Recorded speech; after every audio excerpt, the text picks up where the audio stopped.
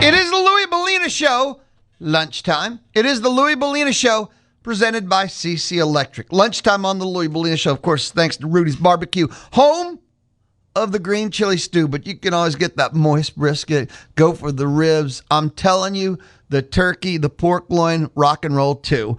Lunchtime, Thursdays, we're joined by Cedric Golden of the Austin American-Statesman. Cedric, how's your world, brother?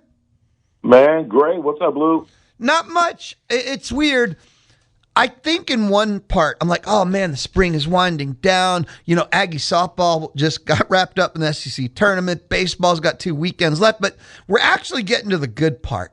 NCAA tournament time, both teams. I mean, Longhorn, no different than Texas A&M. Top 10 varieties. They're thinking of Oklahoma City, Omaha. So I get sad for a second because it's all winding down, but we're actually getting to the good stuff. Yeah, this when May rolls around, that's when it starts. I mean, we're already busy in the spring, but when May rolls around, that's when the rubber is going to meet that road, Lou. That's when you find out who's who. The games start to mean something. The key is to get through the conference tournament, and if you're a top 10 team already, I don't know how big a deal the conference tournament is. I guess you're trying to get that top 8. So you can host a super regional. But for most teams like Texas, for instance, with their schedule they've got left in baseball, I think they're in pretty good shape. So I don't know how all in they'll go in the conference tournament as long as they take care of business against Tennessee and Missouri. Yeah, 6 games left, 2 weekends left at Tennessee, and then I don't want to say a bye weekend, but they'll be hosting Missouri to wrap things up. And for the Longhorns, what are they? 3 in the RPI, 3rd in the SEC. Barring a total collapse, look, they're just going to host through the supers. They're pretty locked into where they are, barring a collapse.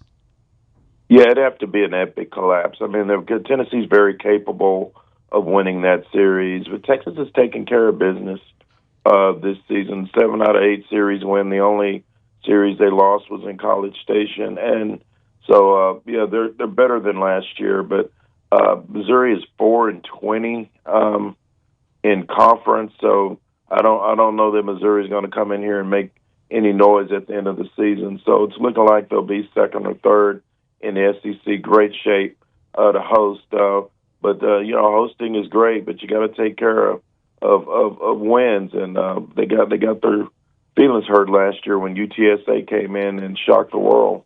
They did. So you say the Longhorns are better this year.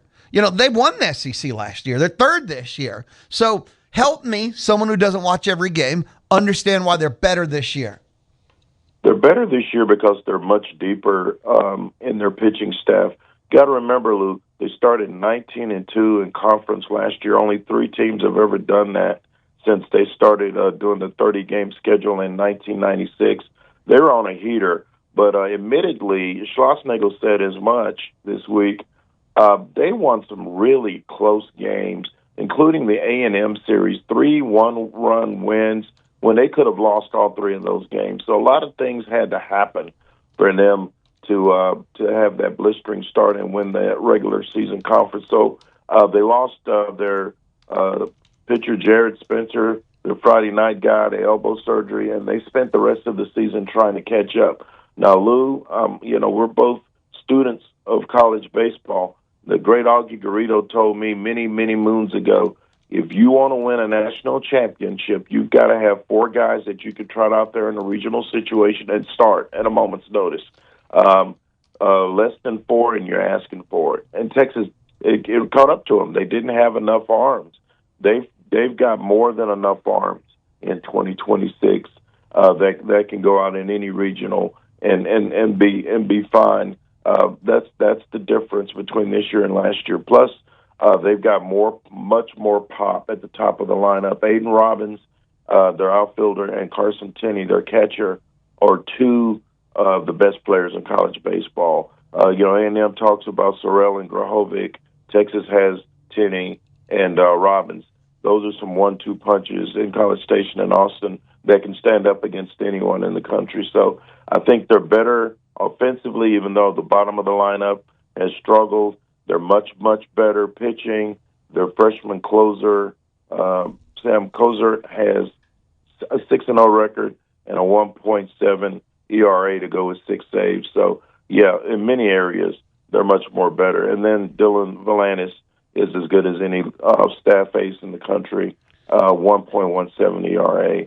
He's been nailed. Volantis is still throwing Sundays, right? No, they moved him to Friday 2 weeks ago. Something they should have done weeks ago. I wrote earlier that he should have been the Friday night guy. They trotted out Ruger Riojas, who's been really good, Lou, but he's been up and down lately. The Aggies jumped on him. He's been up and down lately, and so moving Volantis, the big 6'6" left-hander, to Friday nights, they haven't lost a Friday night game since they moved him 3 weeks ago. I always think about things in terms of the postseason, right? And you can't have him on a game that I don't want to say can't happen, but can he be your game 3 starter in a super if you might not make a game 3? Are you going to take a loss in the first 2 games in Omaha and then have him pitching the what-if games as opposed to going that 2-0 and being in the driver's seat? Like, do you save Volantis for the desperation versus putting you in the driver's seat in the postseason is what I'm thinking. That's why you can't have someone like him be number 3 in your rotation. Why save him if there's nothing to save? They could be done by the time you got to him. And so that's why I agree with you. That's why I always thought that you put him out there on Friday. Now, Riojas started out really well. His velo is up to like 96, 97. He wasn't walking guys, and he was really, really solid. But he was never as good a pitcher as Dylan Volantis. And so I just think Dylan Volantis is your best guy, and your best guy should be starting opening night. And now when you get to a regional, when it's a 1 versus 4, and depending on that team, the 4 team, we asked Schlossnagle this week on our podcast. We asked him, do you now that you got all this depth, do you gamble and you save Volantis? He goes, well, if the number 4 team has a real dude starting, then you might not take any chances because you don't want to get beat. But if it's a team that struggled with a starting pitching, maybe you bring in one of those other guys. So it's a good problem to have if you're deep enough on your pitching staff, and Max Weiner and Schlossnagle have a lot of arms at their disposal. Yeah, if you've got a real staff. Like with A&M, and I'm just being honest here, they only have 1 weekend starter. They just have 1 guy that bona fide legit, and it's Aiden Sims. And I actually have no problem throwing him on Saturdays because, when you don't have 3 weekend starters or even 2, A, why throw your only guy against the other one? B, there's a lot of value in throwing in the 2 hole because if somehow you can just outslug them on Friday, that's the series clincher. If you're down 0-1, this is to even the series. So I agree. You throw your best guy on Friday, but there are some addendums to that. And if you've actually got 1 legitimate weekend starter, there's some strategy to throw them on Saturday. I like that strategy if you're not that deep. And I know I watched Aiden Sims deal against Texas. That guy's a stud. But if you're an offense like A&M's who can, usually you're going to put up 7 or 8 runs, you can outslug a number 14 and then have Aiden going in that big semifinal matchup, because that's the key. The biggest key is to not get caught up in that first game and be up against it and lose. So, but that semifinal, if you don't have a deep pitching staff, is key. And if I'm, if I'm A&M, I'm probably gonna save Aiden and just hope if I got to win 13-12 in that first game. The key is just to win and get to Sims at 1-0. Yeah, and look, and the game 3, the Sunday game, or if it's going to be, we're talking post elimination game, you'll take your chances to win 14-10 against anyone else's number 3 starter. Oh, absolutely, and because and I'm not waving a banner here, but you're SEC tough. If you come through this league and you're a top 8 seed, then your resume speaks for itself. So you're going to be able. You've already played some of the best teams in college baseball. So that's not going to be anything different for you on a Sunday to be in a slugfest, because the Sundays and the SEC play have been entertaining, to say the least. There have been some real great slugfests that have decided these series. Let's have a little fun with this. If A&M does not pull a top 8 national seed, which they were 8 Monday, played Prairie View A&M on Tuesday, woke up Wednesday, they're 11. If they win the next 2 series, they're going to be a top 8 national. But let's just say they don't. I don't care what they are. They're playing Texas in a super. There's no way the committee's not going to make that happen. They can be a 9, and they're going to force themselves to Austin. But you know what? You know what that committee does, Lou? And they do it in basketball as well. There's someone on that committee is looking at storyline. Yep. And sometimes they do it to save money geographically. Like, I wouldn't be surprised if Texas State ends up in Austin in that first round as a 3 or a 4. But if they can figure out a way in that bracket to get the Longhorns and the Aggies going head up in Austin for a chance to get to Omaha, that not only is going to fill up a stadium, but that's going to draw some good TV money because that's a blood rivalry. 2 really, really elite programs. One of them almost won a World Series just a couple of years ago, and then the Schlossnagle storyline is never going to die. It's never going to die. So that's easy money for the Miles to make that decision. So if the Aggies don't make a top 8, I fully expect to see a Texas A&M Super Regional at Disch Falk. And you better be here for that one, Lou. Do you agree? Well, they don't have seating for me in the press box. There's no way I'm going to be there. What are you talking about? Buy a ticket, Lou. You've got money. Buy a ticket. I work in radio. What do you mean I have money? I mean, where are you getting all these delusions from? What are you? What are you talking about? I think they'll have overflow seating somehow. I know they opened up one of the suites a couple of years ago, so they had overflow. So, but yeah, man, you got to find a way to get here for that, Lou. That's just too good. That is too good to pass up. Do you agree with the base philosophy of the committee of saving money for travel? Because in the postseason, I thought the concept's supposed to be the best championship, which would be to weight it, where 1 plays 64 and 2 plays 65. And also, it's become to the point where they do this, where if you're the student athletes, you're playing the same schools every year in the postseason. It's not a balanced championship format. That makes less sense to me. And when we're talking about saving money, with the money that the TV is paying out, they have the money to pay for travel. They're just trying to make more money. I'm not a fan of it, Lou. I'm not a fan of it's going to always be like a Texas team. If a Texas team is hosting, you can best guarantee there's going to be a Texas team at the number 4, where it be a Dallas Baptist or a Texas State, somebody like that. I'm not a fan of that. I wish they'd do it like basketball. Hey, where you got to go is where you got to go. That's what the bracket demands. But when you have 1, 2, 3, 4 like that, Lou, I can understand how they can make it happen logistically, especially if the 4 is probably not coming out of there. I wonder if a 4, like if you're a number 4 team, let's just say Texas State, why would you send Texas State to UCLA, knowing that they're probably going to get their brains beat in? You might as well send them somewhere in state. Because some of these number 4 teams, Lou, don't have the big money. They're not Power 4 programs that have that big travel budget. So I can understand why they might do that to save those teams a little bit of money logistically.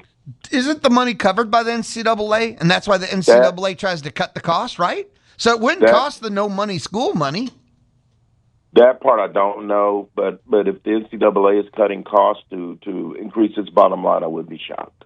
I'm pretty sure when postseason that they give them the budget, like they have to pay for the airfare. That's part of why they do it. That's why they try and do no over X miles and all these stupid rules, because the NCAA is trying to cut down the cost, because I think they have to cover the cost for the most part, and then you cover over or something. Yeah, and I think you're right about that, Lou. So it makes even more sense that the NCAA would probably keep it geographical, because they want to save that money and keep that in the coffers for football. Because the baseball tournament isn't a big money maker for them. But I could see where they would do that to cut costs. If I'm UTSA, I can go to Austin any day of the week. I would love to go to UCLA. I would love to go to Gainesville or to Tallahassee. It would be interesting to spend a postseason not in Austin. Yeah, especially when you play them every year, and A couple of times in the midweek. Yeah, because you think about it, it's not something that's fresh or something. You know, I know that they come in here and won last year, but it's not something where they go, oh man, we get to go to Dish Ball Field again. They do that anyway. I'd much rather go somewhere I've never been before. I'd much rather go to Alex Box or Baton Rouge or somewhere like that and have. It won't be Baton Rouge this year, but to have a different experience than the one I've had in college. So we'll see, but don't be shocked if you see the same old in-state schools hosting, and then a number 4 team that they probably already played coming in to play them again. And Quinnipiac getting shifted to nowhere because there's nowhere to put them. Hey, Cedric, quick timeout. Come back. Let's hang out some more. Yes, sir. Cedric Golden of the Austin American-Statesman joins us Thursdays on the D4 Land Services hotline. If you ever need forestry mulching, d4landservices.com for more info. Pond construction, d4landservices.com for more info. And if you need a custom metal building from the ground up, d4landservices.com for more info. This is the Louie Bellina Show, Thursday on The Zone. The Louie Bellina Show. Dial 979-693-1150. Hello. To visit with him. Hello. Or to win. Hello. On the D4 Land Services hotline. Dial 979-693-1150. The Louie Bellina Show. It's Thursday, right? I mean, you have calendar skills just like me. I'm not some expert at this. The Louie Bellina Show presented by CC Electric. They do residential and commercial services. That's CC Electric. Cedric Golden time. Cedric, I wanted to talk to you about, you can call it the future of the college football and the NCAA or anything. The conversation has continued again. AFCA, American Football Coaches Association's weighed in. They want a 2014 playoff, and the momentum seems to be continuing for it. I know I've asked you personally, but forget what we want. What do you think the future lies for the college football playoff? It's turning toward 24 now, Lou. I think that's where it's going. I want to say 2 months ago I would have thought that it would have still been 16 because it just seemed like the coaches in the SEC were more aligned with 16. But now reports are coming out that there are actually coaches and administrators that agree with the Big Ten and the ACC and the Big 12 that 24 is the ideal number. Now, for me, Lou, I don't think there are 24 teams capable of winning a national championship. I don't really think there are 16 teams capable, but I was okay with 16 because it's been so fun, even though we've had a lot of blowouts in these early games. What 24 is going to do is they would hopefully award double byes. I'm just thinking off the top of the dome here, double byes to the top teams, and then have the lower 12 beat up on each other. And then we get back to where we were, but it feels like it might be more watered down with 24, but more football to me is still more football. Hopefully they'll move the season up a week or two and not conflict as much with the NFL playoffs because that's not a win for college. But I just think it's a lot of teams. I would prefer 16, but I feel like it's going to be 24. And, the SEC spring meetings are coming up in Florida in a couple of weeks, and that's going to be the biggest topic there. And it just like it was last year. And here we are a year later, and nothing's been settled. No.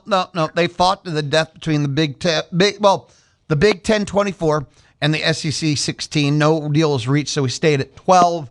I'm sure. And Sankey's been talking a lot, and he's acknowledged that 24 is a topic point.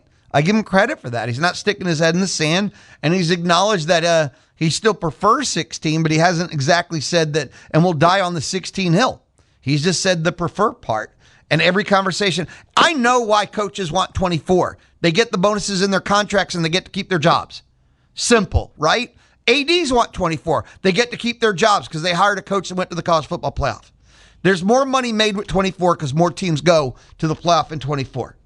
That's not good or bad. That's just a fact on why people want to go to 24. The biggest payoff financially is for playoff games. We learned this from pro sports leagues. Okay, why did they expand their playoffs? Because that's what TV will pay the most money for. If we go to 24, will there be any purpose in the universe for bowl games whatsoever? Yeah, there still will be, because there's a lot of other teams that aren't going to make it. And so the bowl games will still be watched. The bowl games will still draw. The thing that I hope happens if it goes to 24, Lou, is you get rid of the conference championship games. They don't serve a purpose anymore. It's just not as big a deal to win the conference now. Now it'll be a bigger deal to finish top 4, top 5 in your conference. And for me, I never thought much of those conference title games, especially in the SEC, where losing a conference title game might cost you a spot in the CFP, in the CFP if that's your third loss. So for me, I've never been a proponent of it. I think winning the SEC regular season is much bigger than being the best team on one day. Going through that gauntlet, that 9-game gauntlet that's going to be now, and winning, and then you got other teams like Texas that are going to play a tough non-conference opponent. The Horns get Ohio State in week 2. So if the Horns can come out of that at 10-2, I think that's way more impressive than winning the SEC, championship on one day. I agree 100%. I've often said conference tournaments, conference title games, same thing. Who cares if you were good for 5 days versus 3 months? Who cares if you were good for one game versus 3 months? It never makes sense to have the conference tournament bid in a conference tournament or conference title game. The 1 week versus 3 months, 1 day versus 1 month never made sense. But the reason why they put the bid there is that the TV would buy it. So many reasons, especially in basketball.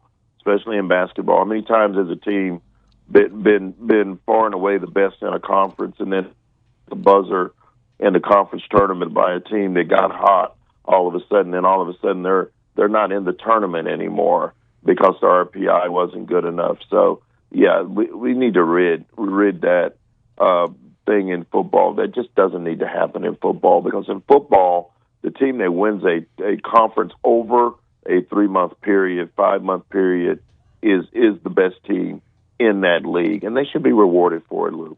I've thought about how I'd love the schedule to go. I don't know when you'd have to start in August, but if you had a format in which the only college football game on Thanksgiving was Army-Navy, so they keep their exclusivity, and then the next week, so I guess that'd be the first weekend in December, is weekend 1 of the college football playoffs, I would be in favor of whatever that equals for an August start. I love that idea. And then maybe if it falls right, and I'm not very good at math, but maybe if it falls right, that second week in January would be the championship. If they could make that happen, Lou, I think that's a win for everybody. I'm not sure logistically if that works, but I would take that all day long. I think that would be awesome, because there's really no reason to have that big old gap in between the championship game and the semifinal. I mean, let's just get after it and find out what's what. Thanksgiving would be the bye week. Thanksgiving would be the only gap, and it would be the Army-Navy game staying exclusive, because the weekend before, we would have announced the CFP field. That to me, that works. The weekend before you announce, you have Army-Navy, Thanksgiving weekend, and then boom, first-round games in December. And Lou, correct me if I'm wrong, would that mean, do you think they would give double buys to like several teams? Like the top 4 teams would get double buys? Or I actually don't think it's double buys. If they go 24 teams, maybe the top 12 would have a bye, and then you'd have the first 12 play. It'd be something odd like that. I don't think it'd be double buys, but you'd have half the field not play in the first round. Something weird like that. Yeah, and that's why I'm not a huge fan of that many teams. But more college football games. You're never going to see me complain about more college football games and more playoff games, but if we're being realistic, there's probably not going to be a number 18 or number 19 seed playing for a championship. That just doesn't seem real to me. Well, in the current formats we've had so far, let's see, Indiana was 1. Who won 2 years ago? What were they? We haven't seen in the 14 formats. There were only 3 deep. Nobody from the 4 side. It was generally filler after that. We've had no format where we've seen anyone that's a true underdog, win it all. It just doesn't work. No, and then the first round games were not entertaining. Those were blowouts. So I think it'll get even worse. That's why you have to fake it. That's why you have to fake it so the back half plays each other, so they're competitive, that's exactly right. And the winners then play the top half. Yeah, give me 13v24. 13v24, 14v23. Those are going to be some competitive games. I'll be interested to see what the TV numbers are with those games. But, it'll be that second weekend where we'll get some real good stuff. That's why I just think 12 is fine. 16 would have been even better, but 24 is just overdoing it. And I understand it, Lou. More money is more money, and that's what this is about, the almighty dollar. True. And you said it. More postseason games better, too. It falls into that format. Yeah, and so I'll be excited. I'll be excited as someone who loves college football. I'll be excited with a bigger bracket. I do think it's kind of a pipe dream to think that a number 23 seed is going to be a championship contender, but we do have Cinderellas. It wouldn't shock me if a top like a number 10 or a number 9 might sneak in there, because that's a good football team, Lou. That's a good football team. But to think that one of those other teams in the bottom half are gonna make some noise, you're probably dreaming on that, because there's going to be some real ugly games. I think a 13v24 might be a real blowout as well. Well, okay. When we get to 13v24, we got to think about the teams we're talking about. They'll be in the 20 to 24 slot. Like, there's going to be like 2 G5s.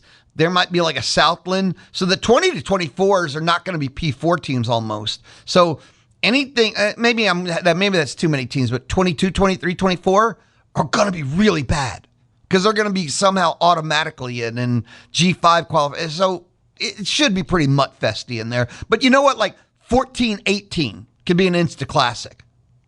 Yeah, 14-18 could be an instant classic, because that could be a bottom half SEC team versus a top tier P5, and G5 that could be interesting. That could be interesting. We'll see.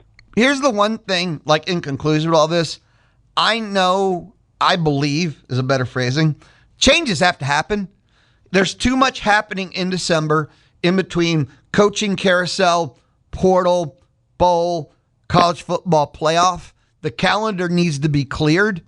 And I have a million ideas. I don't know how many are bad or good. Generally, most of them are probably bad. But they need to change the calendar. The calendar is awful for college football. And the number one thing they need to do is they need to close that portal during the playoff. Just close it. Close it. Don't have guys getting poached while they're playing for a championship.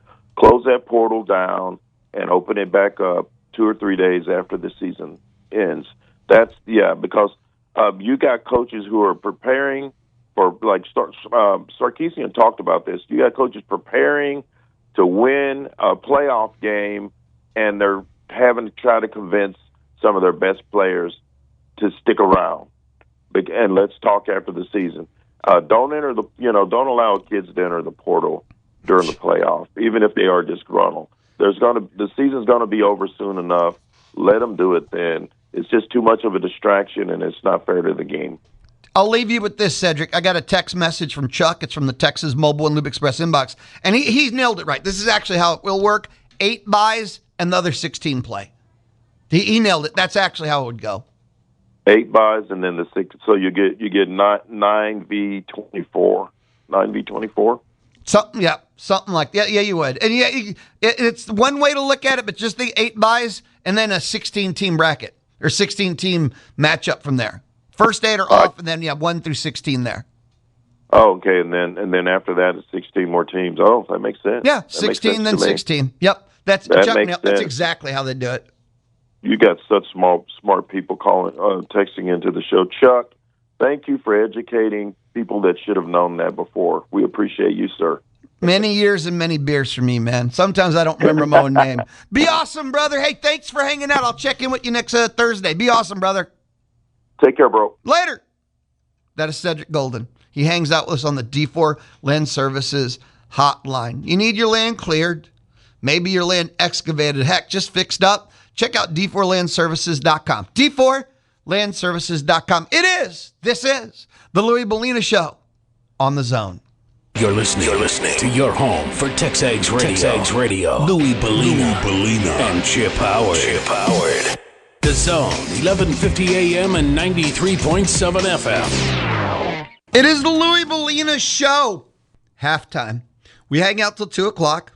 That's what we do on the Louie Bellina Show. 12:38, so we're a little past halftime. The Louie Bellina Show still to come. 1 o'clock, Rusty Burson, Aggie historian and author. He'll join us 1 o'clock on the D4 Land Services hotline. Still to come, a text message sweep. So if you got something to say, light up the Texas Mobile and Lube Express inbox at 979-693-1150. Right now, we're on fire. Been a great day inside the Texas Mobile and Lube Express inbox. Please don't screw that up. Text 979-693-1150. But this wasn't part of the game plan. But in hour one, I mentioned that Michael Earley, A&M baseball head coach, he had his media day earlier than normal.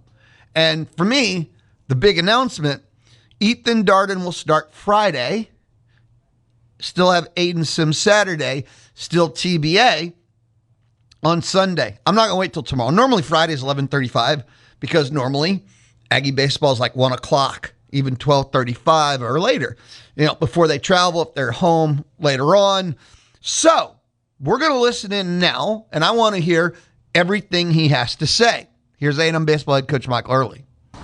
Let's go ahead and get out of the way. What do you think about the ABS and the tournament? Yeah, we talked this morning. I like it, and I was saying we don't have the minor leagues, so there's no better way to do this.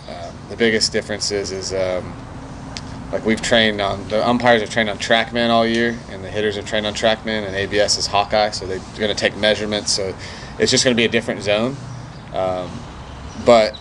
which is obviously not ideal, but I don't think there's a better way to do it if you want to get it in, because eventually we'll all have Hawkeye at all our parks, and ABS will be a part of the game. So you could tell I had some opinions on it early on that I didn't mention, but just looking at it, it's just like it's never going to be perfect, and you got to do it, and it's coming, and eventually it will get to the point where it's a good system. So it's just ours happens to be in a tournament where teams are fighting to get better postseason positions or get in the postseason. Where in Major League Baseball, they have the luxury of using the minor leagues. But again, we don't have any other way to do it, so I think it's a good thing. How long had that maybe been discussed? Like, were you guys aware that this was coming down the pipe? And we were aware. It was discussed at head coaches meetings, but we have a Zoom on Tuesday to explain all the rules, so we get a better idea of it. So I know. The only thing I know right now is what I've read in the media. Yahoo has a pretty good article on it that I read. Summed it up pretty good, but we have a Zoom Tuesday, so I get further information on kind of exactly what it is. Are you going to then probably formulate some sort of plan? Yep. Like, will some guys get a green light in that sense, maybe? Or we've talked to 4 different major league organizations already, just looking for strategic ways on how they do things. Every team is different. There's an element of team and unselfishness, right? There's one team we even talked to that if they had a player miss a pitch early on in the game in what was like a non-leverage situation, used it, everyone on the team got fined. So now I can't do that, or I would, but fine for a lot of stuff actually. But yeah, there will be a strategic element, and I spoke this morning to Rich about it. It's like, so if you're watching on TV and you're excited and it's, the third inning with nobody on and it's an 0-2 count and there's 2 outs and you thought for sure on TV that was a ball he should have challenged, there might be a strategic element to where you don't challenge in that situation. If you watch the Cubs and Reds last night, Cubs had 2 challenges in the ninth, Reds had 1. Reds used their 1 on a big punch out. So you want to make sure you use those in leverage situations and not run out. There's no perfect way. And especially in college baseball, you might get a leadoff walk because it leads to 7 runs, or you might not use it. So we're going to study and do the best we can, and that'll definitely be evolving as it becomes a part of our game. From a pitching standpoint, is it something that you talk to your pitchers about? The psychology of you thought you might have had a punch out, and then all of a sudden you're having to come back in there and step in and regroup, or just kind of squeezing the strike zone even a little bit. Well, we haven't talked to him about any of it yet. Right. But yeah, I'm sure we will. We'll come up we have some time to come up with a plan, and we're going to get a lot of those plans from people we know in the major leagues. So we know, like JK's brother's hitting coach for the Cubs. Cliff knows a lot of people. I know a lot of people. So I think by the time we play, we'll have talked to at least 10 different people in major league organizations, and then try to form our own plan. So. You talked about the strategic side of it, but just what about the continuity? Like you mentioned, different strike zone than what you used to. How do you adjust and kind of roll with that? You just do, and it's the same for everyone. So it's a pretty, I don't have the exact, I was looking at the dimensions, but you just try to play baseball and not make it a thing. I mean, we train swinging at strikes, so the biggest difference is by the rule of the law, like, and how TrackMan is used, a strike at the bottom of the zone on chest up and bender up is still graded as a strike, where in this case scenario it won't be. So it should theoretically make it a better zone for some of these guys that aren't. I think TrackMan's based on like a 6'1" height, if I'm not wrong. So whatever guys are in a standard launch position, it's not going to be too much different for them. But I think like a guy like Bender up in Chestnut, it actually changed the zone. So to be honest with you, I don't. Yeah, like I said, there's going to be flaws in everything, but. So to be clear, you think that ABS will come to college baseball during the regular season at some point? 100%. Yep. I think we'll have Hawkeye here in the next few years, and I think ABS will become part of the game. SEC is on the forefront of making our game mirror professional baseball. They're ahead of everyone on it. They do an awesome job. They want us to be playing the same game. As long as we don't do like the 3 pickoff thing, like I'm all for it. How long have y'all had the Hawkeye system? We don't have it. Y'all don't have it? We will have it. From what we've been told, all the SEC teams will have it here in the next few years. Is that like an affordable technology that programs across the country can get? No, it is not. Okay. Looking at this weekend, just what do you see from Ole Miss and just the team you're going to be facing? I mean, they got really good starting pitching. They got some high octane in the bullpen. I mean, they got Elliott on Friday. He's a veteran. I remember facing him his freshman year in 2022, I believe. Hope I'm not wrong. I just remember being really good. And then it was out with Tommy John, I think, one of the years after. And then just like from a physicality standpoint, they're a really big team. They got a lot of power. Coach Bianco's teams always play tough, play hard. Like they want guys that can strike you out and guys that can run the ball out of the yard and play good baseball. So they're always a tough opponent in what's a tough environment. You know, it's after 10 a.m., so what's the starting pitching rotation look like for you guys this week? I don't wait till I post it. We'll go Darden on Friday, Sims on Saturday, and TBA on Sunday. So what led to the change with Darden and why y'all went with him there in that position? Yeah, I think he's done well this year. I think if you look at his stats and what he's done, and he's got experience starting, which maybe played a little bit of a role into it. And we're not gonna. This is not a situation like the buzzword. I feel like has been opener for a lot of you guys, which might be. But let me tell you a secret: if you're ever going to use an opener, you don't say it's an opener because you don't want the other team to prepare it, right? So you got one time to shock them. This is a situation where we want Darden to go out and get as many outs as possible. It's not, tied to a certain amount. We just want to make sure, like, if it were a relief appearance, we get him out at the right time. But he's getting the ball, and we think he's done a good job, and I think it'll be good. And then Shane's role. To me, even increases and becomes more important. So Shane Sadeo is pitching. So we're just trying to change up the feel and the look for him a little bit to get him going to have some consistent success. With Shane, what do you foresee his role ultimately being, and how has he taken these conversations this week? He was great. He's awesome. His role to me is, we want to get 4 to 6 innings out of him on a weekend. So however we can get that, we will, based on what he can do. So, when he comes in, where he comes in is to be determined. But this isn't like a situation where Shane hasn't had the year he's wanted to have. He hasn't had the year we've wanted him to have. He knows it, but it's not like it's like we need Shane to be good. So Shane is we need to see how he does out of the pen and put him in situations that are going to be pretty big situations. We're not burying Shane Sadeo. Like, if anything, it's a different role, but it's going to be as important, if not more important, the role he's put in.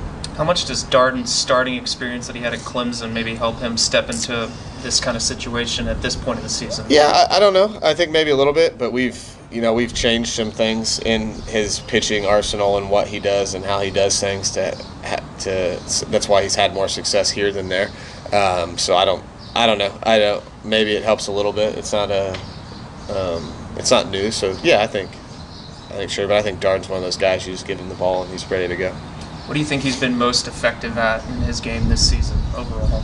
I think when he throws strike, his most effective, he's super competitive and he wants the ball. Now, when he's mixed that in with strikes and he really attacks hitters, his ability to get out, right-handed hitters or when it's on is really, really good. And then he's always trouble for lefties. So I just think he's super competitive, and when he throws with conviction in the zone, he's got good stuff, like really good sinker, really good slider. So, how do you feel like Weston's handled the kind of TBA, could be anywhere in the weekend or could be kind of starting at the end thing, especially had a good outing last It's been good. I think it keeps him, just, I won't say on his toes, but like we want him to be a pitcher. I don't want him to think of himself as a starter and be, I got to pitch on this day and this week. Like, it's not like you're a pitcher, man. When we give you the ball, you throw. If it's one inning, great. If it's 7, awesome. So I think Weston's, all these guys are great. Weston's handled everything really good, and so will Shane. How's Nico continued to progress the last day or two since we talked to you? Yeah, fine. We haven't done anything extensive. He's hit. He's played catch. He's taken like some stationary ground balls. He's done some high knees, very, very light jog, but he's progressing. But with a hamstring pull like that, you just got to make sure you're smart and careful when you bring him back. Chris as well? Yeah, Chris is, I don't know if he'll DH or play second base. It's just going to depend on how that feels, but he'll hit for sure. Anything else? Two good teams coming down the barrel for this last 2 series of the regular season. How much does this start to feel like you guys are getting into the playoffs and mentally getting there right now in the regular season? You really try to make it not that, right? And these games are important because of where you're going to be placed. But we haven't thought like that all year. Like, we haven't played like that all year. It's never been a topic of conversation. I don't talk to these guys about the postseason. I don't talk to them about any of that. We just talk about playing the next game, and it's our job to make that consistent message and continue. Like, we want to play just like we played Tuesday the same. We're going to play this weekend and next weekend the same, and then when the season's over, we'll see where we're at, and then we'll just continue on trying to have 1-game win streak. So it's really, everyone knows what it is, but it's our job to make it not that. This should feel just like week 2 of the SEC, not 2 weeks to go. I have one more on ABS. Just to think too, is this something that the SEC could go alone at and other conferences not have in a regular season? I don't know. I know there's going to be NCAA rules involved with all of this, so maybe my prediction about us having it in the next couple of years might be wrong, because NCAA might say if everyone's not using it. I don't know, but at the same time, we use the double base, and I think we're just trying to progress the game. So I'm probably what I say are just opinions and not factual. But again, as long as we don't do the 3 pick off the first base rule, which is crazy, then I'll be good. That was A&M baseball head coach Michael Earley. A listen. And again, he met with the media about 10, maybe just a couple of minutes after. And normally Fridays are Aggie baseball listen. And we'll listen to the players that met with the media today. We'll do that tomorrow. But Ethan Darden starts Friday, Aiden Sims on Saturday. And for me, I'm just excited to see the potential of changes versus going forward and nothing changing. When we come back, done with our lunch hour. Lunchtime, thanks to Rudy's Barbecue. It's the Louie Bellina Show on The Zone. Your home for Aggie football is The Zone 1150 AM and 93.7 FM. It is the Louie Bellina Show. Lunch hour, Louie Bellina Show presented by CC Electric, where they have free estimates and they have military and veteran discounts. They're CC Electric. Kind of want to wrap things up, just about a minute and a half, but the lifestyles portion of the Louie Bellina Show, this day in history, this day is May 7th, 308 years ago, 1718, remember it well, the city of New Orleans was founded by the French. This day in history, 1945, 81 years ago, World War II was ended when Germany signed an unconditional surrender in France. Now this one, 1965, May 7th, 1965, that's 61 years ago, Keith Richards, yes, the Keith Richards of the Rolling Stones. He fell asleep in the early hours of the morning. He was improvising on a new guitar in his hotel room in Clearwater, Florida. I hear fell asleep. Yeah, you'd think there might have been some kind of altering substances involved. I'd vote yes. But he woke up and he couldn't remember the riff he was working on. But he had left a tape recorder on. It'd been running the whole time. He plays back the tape recorder, finds the riff, and this riff on May 7th, 1965, 61 years ago, that he was working on was the riff for I Can't Get No Satisfaction. I'd say pretty iconic and legendary. How about you? So this day in history, May 7th, New Orleans was founded, World War II ended, Germany surrendered to France, and Keith Richards came up with I Can't Get No Satisfaction. I'll be back with Rusty Burson. You can hear the Paul Feinbaum Show weekdays 2 to 4 here on The Zone. Presented by Polaris Fund Center. Paul Feinbaum is SEC Country. And Aggieland is SEC Country too. Join Paul weekdays 2 to 4 here on The Zone. Polaris Fund Center, where you can get a $500 rebate on any 450 or 570 Model A TV. Or $2,000 cash back on a Polaris XP1000. Polaris Fund Center, where they sell and service fun, not tractors. The voice of the SEC. And you can hear Paul Feinbaum weekdays from 2 to 4 on The Zone.